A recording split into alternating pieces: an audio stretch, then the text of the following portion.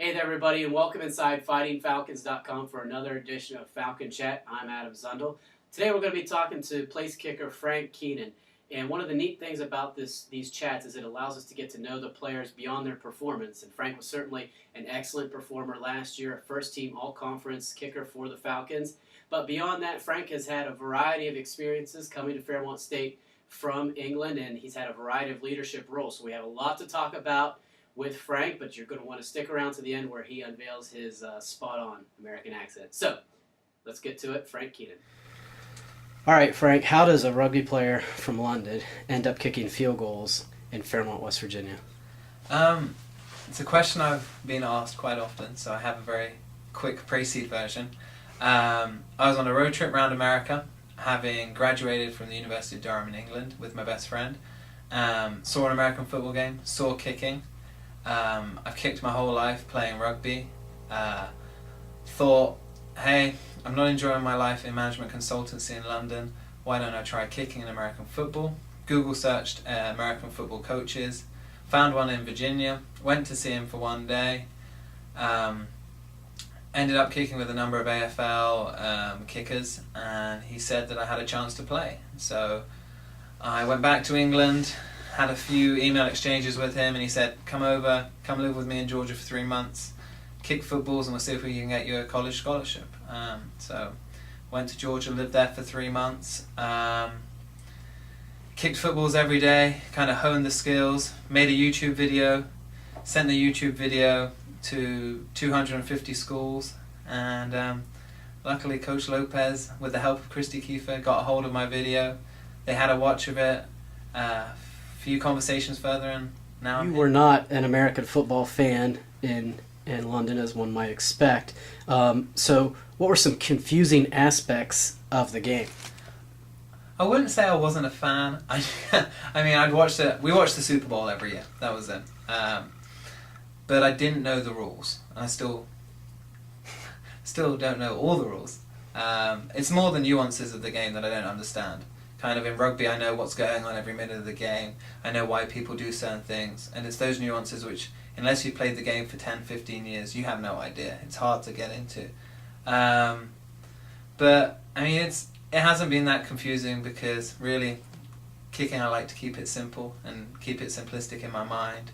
And so all I do is walk on, kick a piece of leather between two yellow posts and walk off, and hopefully it goes through. So that's my aim. Had a few confusing and funny incidents.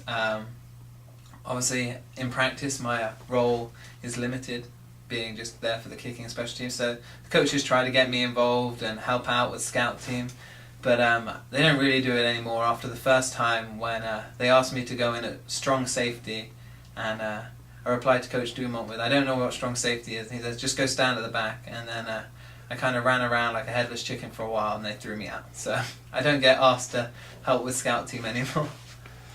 Now that you've been around the game, what do you like about it? For me, the biggest part of football which I enjoy is kind of the pressure that it has, in that you only play 11 games in a season, and those games are separated by such small margins, and that you have a whole 9-month period of preparation just for this 60 minutes of 10 seconds of time plays, which kind of fascinates me. Coming from sports such as soccer and rugby, which I played, where they're much more flowing games, where your season was 40, 45 games a year, and kind of one loss didn't really kill you.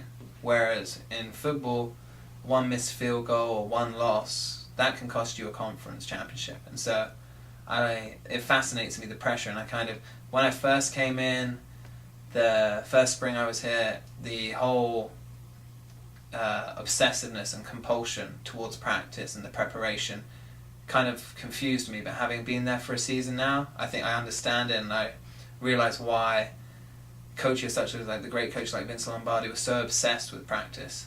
And I understand that. I think that's fascinating, how coaches are obsessed with it. What were some of your personal highlights and memories from your first season last year? I really enjoyed last year. It was great to finally play football in a competitive environment and get a few kicks over. Obviously the first game was enjoyable. away at Clarion, which my first memory was a blocked PAT, which I had to then chase, and I was fortunately, thanks to the statisticians, given a very kind tackle, which was more a case of me falling over in front of someone, but it still counted.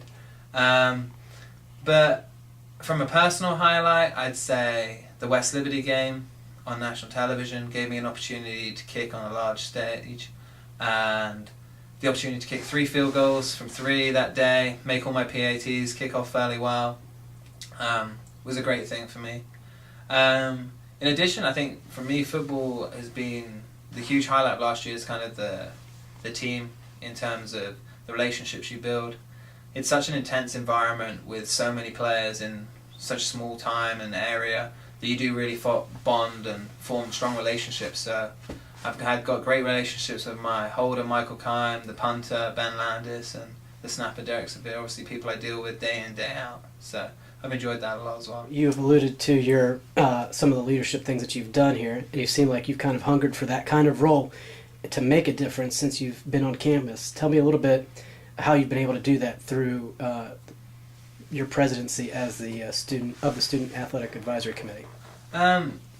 Student Athletic Advisory, SAC, came across as it was just a great opportunity. I thought it's a great system that the NCAA have in place whereby students set up a committee first within their own college or university, and so we have representatives from all over campus and all the different sports, student athletes, and we come together once every 2 weeks and discuss what issues we have and what we like about athletics, what's challenging at the moment, what we want to change, what we want to prioritize, and obviously being Division 2 and the work-life balance that we have to achieve, it's a great forum whereby people can share ideas.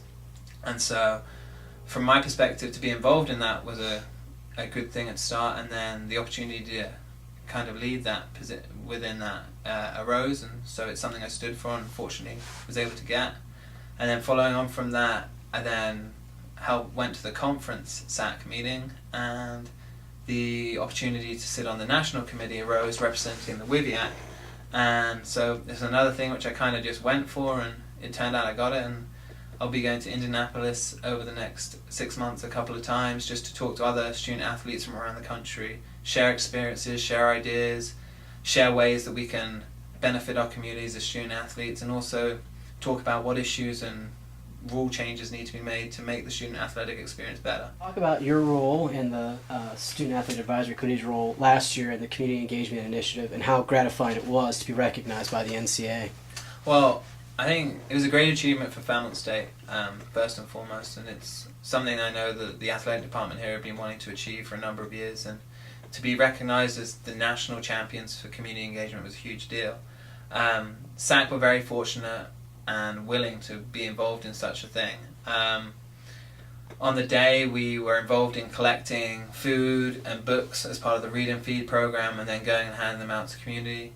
As a SAC and as an organisation of student athletes, I think we have a very engaged student athlete community at Fairmont State, a group of athletes who are really willing to give back to the community and help out.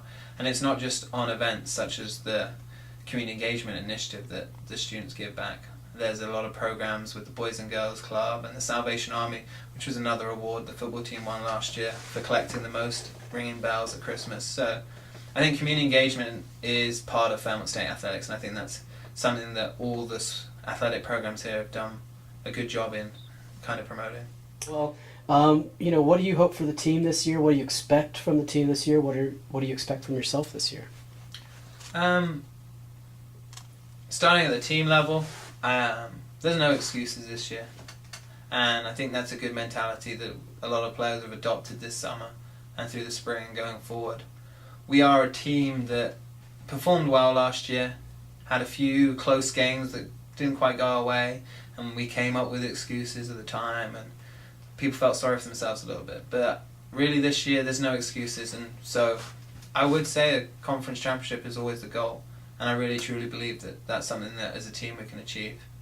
From a personal level, I'd like to continue as I did last season and just make my kicks and contribute to a conference championship winning team. Tell me, let's go Fairmont State football in American accent. In accent. Let's go, Fairmont State football. It's terrible.